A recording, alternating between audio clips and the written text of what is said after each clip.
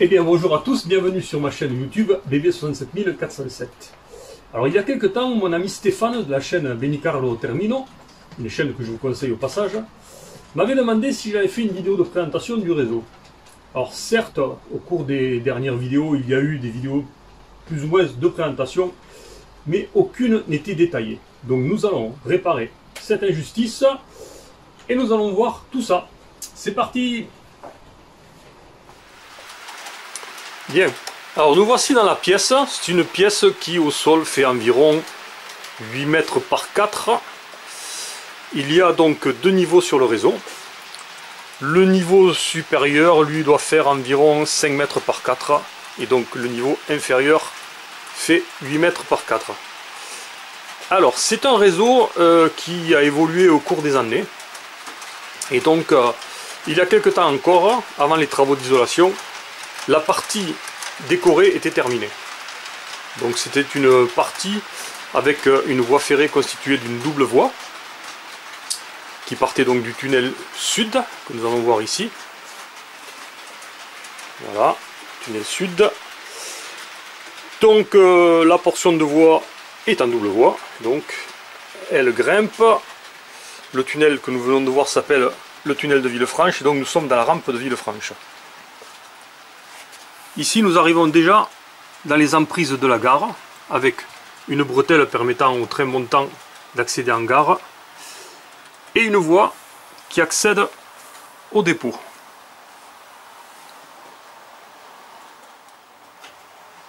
Quittons donc les avant-postes de la gare avec ici donc la voie d'accès au dépôt.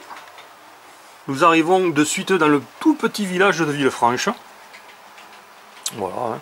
C'est un tout petit village avec une maison en feu de plus. Bon, il n'y a pas de souci, les pompiers sont déjà là. Et nous arrivons donc à l'entrée de la gare. Ici vous apercevez l'aiguille d'accès pour les trains montants qui, après avoir pris la bretelle, peuvent ainsi rentrer en gare. Le poste numéro 1, la petite gare de Villefranche, et donc toutes les voies. La gare possède donc 3 voies à quai et ensuite un embranchement particulier avec ici un faisceau de remisage pour quelques wagons.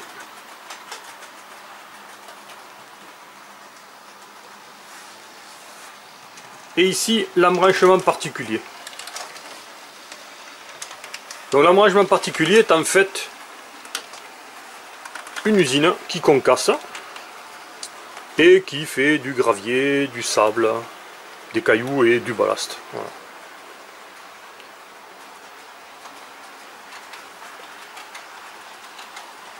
Voilà, nous revenons ici sur le faisceau. Nous voyons qu'il y a 3 trains qui sont taqués. Alors le fond de décor est en reconstruction, nous allons dire, car lors des travaux d'isolation, il me fallait grignoter 7 cm pour isoler le mur, et donc j'ai dû déconstruire tout le fond de décor. Ce tunnel permettait autrefois d'accéder à une petite gare qui s'appelait Serré, qui était construite au-dessus de la rampe hélicoïdale que nous apercevons ici.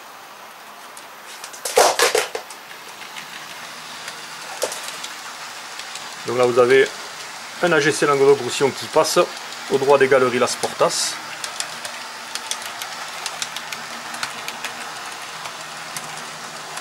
Et qui ne s'arrête pas en gare d'ailleurs. Voilà. Donc ça c'est pour la partie décorée. Donc la partie décorée, nous avons vu qu'il partait du tunnel sud, tunnel de Villefranche. Elle vient de passer en gare. Ici nous passons au droit des galeries Las Portas. Et autrefois ici il y avait un tunnel et au-dessus il y avait la petite gare de Serré. Les trains y accédaient en venant de derrière le fond de décor par le petit tunnel que nous avons vu précédemment. Ici vous avez apercevé la rampe hélicoïdale à plusieurs spires. Et lors des travaux d'isolation, donc j'ai construit ici un ensemble. J'aime bien les tunnels, les murs de soutènement, tous ces trucs là, qui plus tard sera décoré.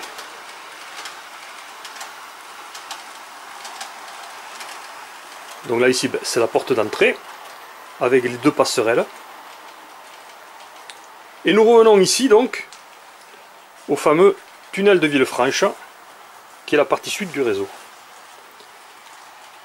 Alors pour situer le réseau, en fait, c'est un réseau qui se situe, je n'ai pas trop de période, disons des années 80 jusqu'à présent. Les trains que vous allez voir circuler sont des trains européens, majoritairement SNCF, mais aussi espagnols et anglais.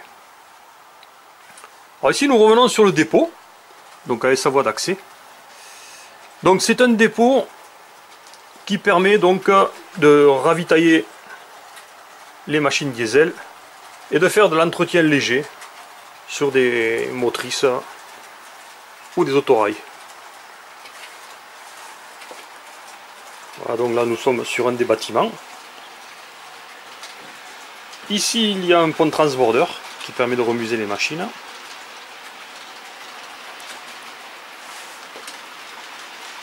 Là, nous apercevons à l'intérieur une machine qui est en cours de révision. Une machine anglaise d'ailleurs, une classe 60.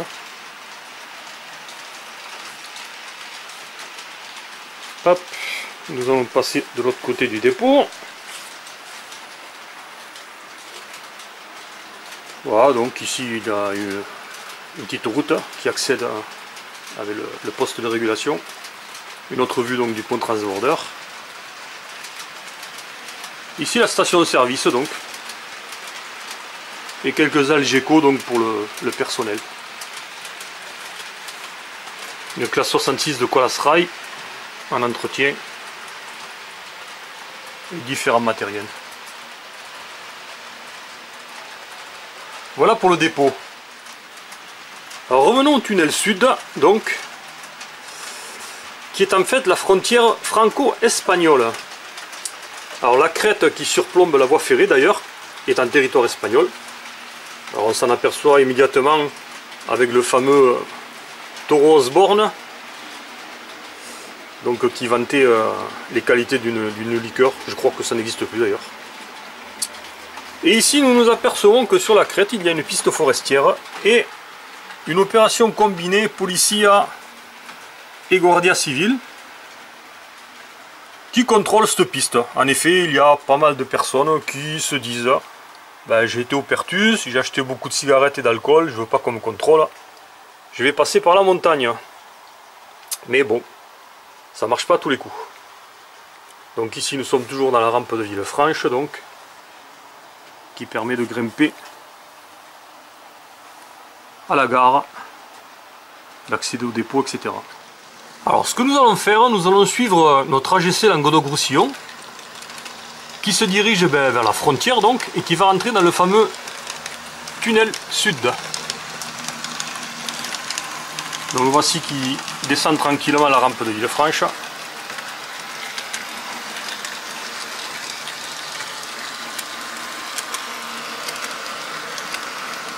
Le fameux tunnel. Hop, on passe les passerelles. Ici donc la fameuse portion qui sera décorée plus tard. Et voilà, notre AGC est rentré donc dans la rampe hélicoïdale et va descendre sur 4 spires. Alors là nous voici en dessous, au niveau inférieur. Et donc notre AGC qui continue à descendre. Ce qui va lui permettre d'accéder au cours des 4 spires à une gare cachée que j'ai baptisée Port-Bou. Donc voilà, c'est une gare cachée à 3 voies qui permet donc de stocker 3 trains d'environ 2 mètres ou plusieurs petits trains et autorails. Là en ce moment nous avons une machine Renfe qui est en train de la traverser. Donc elle monte vers le tunnel sud et notre AGC qui arrive.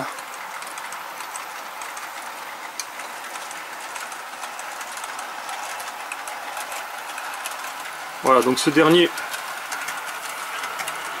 passe donc dans la gare cachée de Port-Bou.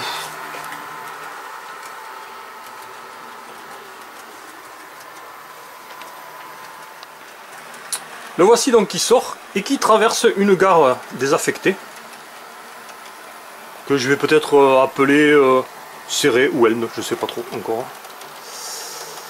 Et donc cette partie du réseau au niveau inférieur sera décorée. Donc notre AGC vient de quitter la future portion décorée. Et ici il passe dans la grande gare cachée de Cerbère. Alors c'est une gare cachée à 6 voies de stockage. Certaines voies donc font 4 mètres, donc vous voyez le nombre de trains que l'on pourra stocker ici. Je pense qu'à terme, dès que j'ai fini toutes les emprises de la gare, les voies posées, je pense arriver à pouvoir stocker une vingtaine de trains à peu près. Et donc on continue à grimper, on quitte la fameuse gare cachée de Cerbère. Et au final donc on sort par la deuxième passerelle. Voilà donc une partie qui sera décorée plus tard avec nos deux soutènements.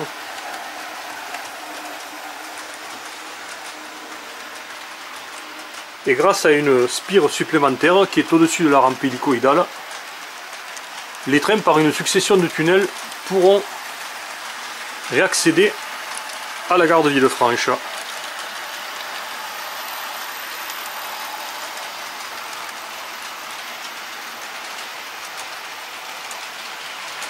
Voilà, les deux trains se croisent au droit de la galerie Las Portas. Ici sont stockés tous les futurs éléments qui vont constituer les petits tunnels et les murs de soutènement qui orneront la partie décorée supérieure de la rampe hélicoïdale et la partie tunnel et viaduc. Alors revenons pardon, si vous le voulez bien, à la deuxième partie qui sera décorée au niveau inférieur donc. Voilà. Alors, on va voir ce qui se passe en fond de décor. Alors en fond de décor, il y aura une ligne à grande vitesse, donc avec son viaduc, son tunnel, qui finira de l'autre côté. Alors elle sera au début en mode diorama, et peut-être par la suite, il y aura donc un petit réseau bouclé, et donc on pourra voir certains TGV à certains moments passer. Avec, je pense, un système automatique pour contrôler les mouvements. Ça c'est pour l'arrière-plan de cette future partie décorée. Ici nous revenons à notre double voie donc. Donc ici bien évidemment ça sera le lit d'une rivière.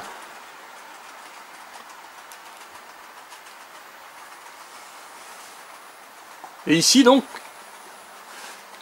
il y aura un embranchement privé, tout simple, hein, avec une voie. Et une gare donc désaffectée. Qui sera juste donc un lieu où les trains passeront. Voilà, donc là j'ai réuni tout un tas de bâtiments d'un réseau précédent que je vais modifier, je vais faire du kit bashing. Et donc il y aura une voie dans mon EP qui servira bon, ben, à stocker, à décharger donc des trains. Alors le tableau de contrôle optique est presque fini. Donc ici on y voit les voies de la gare cachée de Cerbère. Ici la double voie en rouge et au-dessus donc la petite voie de l'EP. Et également une bretelle qui permet de changer le sens. Ici donc c'est la gare cachée Port-Bou avec ses 3 voies de stockage et sa voie principale. Donc tout ce qui est voie principale sur le réseau est en rouge. Tout ce qui est voie secondaire est en noir. Hop, notre AGC qui passe donc. Je pense que la future rivière va s'appeler le Tech. Alors, tous les noms que j'ai donnés sur mon réseau, que ce soit des gares, gares cachées, rivières, tunnels, etc. Ce sont des noms d'endroits réels qui existent, mais ce n'est pas la copie. J'ai juste baptisé ces endroits-là avec des noms de la région du sud, mais ça n'est pas le reflet. Alors ici vous avez un panneau de contrôle avec 4 écrans. Donc le premier écran, lui, permettra de contrôler une gare cachée qui sera derrière ce massif là.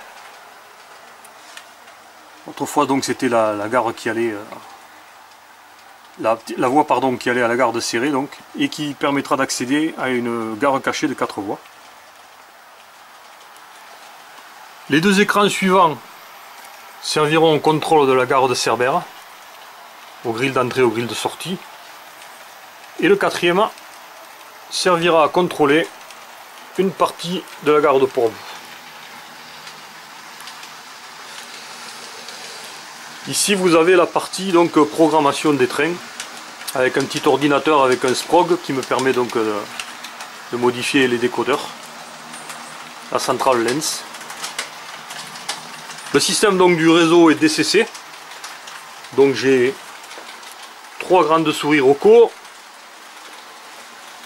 une lens et une petite souris Roku aussi qui me permet de contrôler le pont tournant sur le dépôt.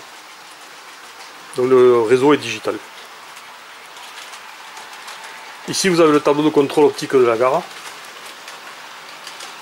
Donc les voies principales en rouge, les voies secondaires en noir.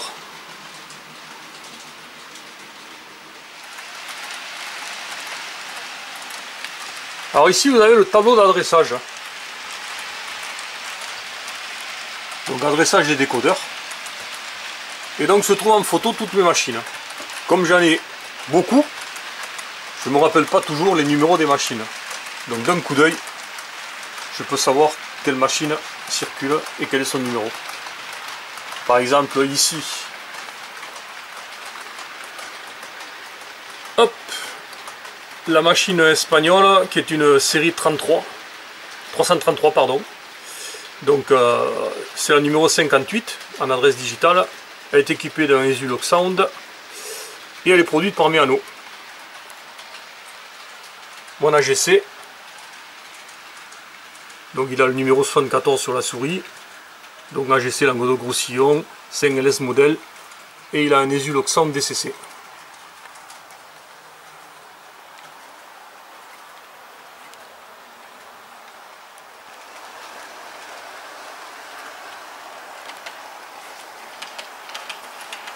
Alors tout à l'heure je parlais de l'époque, donc l'époque où se situe mon réseau est environ des années 80 jusqu'à maintenant. Donc on peut voir rouler du matériel avec des anciens logos, des anciennes livrées, jusqu'à des machines toutes nouvelles qui viennent de sortir récemment. Donc, hop, là donc ici j'ai toutes mes machines de travaux.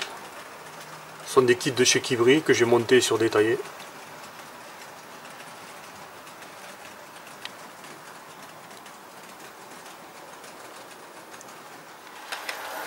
Alors en parlant du matériel qui circule sur le réseau, donc il y a donc du matériel SNCF bien sûr, du matériel espagnol Renfe et du matériel donc du Royaume-Uni. Alors vous allez me dire, le matériel du Royaume-Uni est à l'échelle 1/76e, le OO, alors que notre matériel à nous c'est du 1/87e, du HO. Bon, mais les rails ont le même écartement et comme j'affectionne tout particulièrement les machines UK, ça ne me gêne pas du tout donc d'en voir rouler avec leurs homologues à l'échelle 1/87e. Donc on y voit rouler aussi du matériel espagnol Renfe. Et donc mon réseau se situe donc à une époque où c'est l'Europe. Les Espagnols ont le même écartement que nous, donc les trains circulent sans problème sur nos voies, les nôtres sur les leurs. Et les Anglais ont aussi donc droit à rouler sur le réseau national. Certains accords ont été passés. Et donc vous pouvez voir des trains de toutes ces nationalités sur le réseau. Voilà donc la gare donc, que je reconstruis. Donc suite aux travaux d'isolation. Le petit village de Villefranche. avec son étang. Et le dépôt. Voilà, donc j'ai terminé ma présentation. J'espère que maintenant vous pouvez vous situer mieux sur le réseau en regardant mes vidéos, parce que bon, des fois c'est pas très évident. On voit un train qui disparaît dans une rampe, on le voit ressortir à un autre endroit, on comprend pas trop. Et voilà. Donc je vous donne rendez-vous pour une prochaine vidéo. A bientôt. Si on ne se revoit pas d'ici là, passez de bonnes fêtes. Bye bye.